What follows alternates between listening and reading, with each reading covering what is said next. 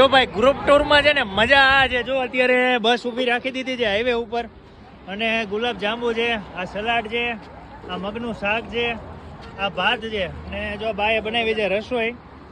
અને પેલી થાળી જો અમારે ખુશીના હાથથી છે. પેલા ઉપાડ્યા ભાત, ઓલામાં છાશ હશે ને કા, એમાં છાશ છે.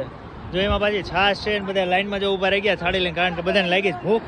કાલ રાતે વાળો આવ્યો હતો.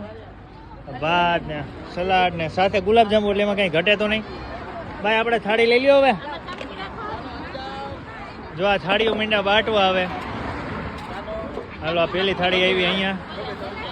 જો બધા આવી રીતે લાઈનમાં ઊભા છે. જો આ બધા આ બાજુ બે ગયા. જો આ હાઈવે છે અને હાઈવેના કાંઠે આવી રીતે બધા જમવા બેઠા છે, કારણ કે નકર ભેગું થાય એવું નથી. જો આ પાણીની બોટલ લઈને ઊભા રહી ગયા છે. જમવામાં કાંઈ ઘટે નથી. વન ભોજન. જો ભાઈ ઢોળ ભોજન.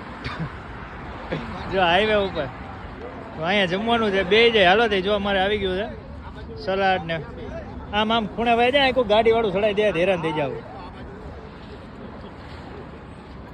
બસ આ બાજુ આવી જાવ. હાલો હા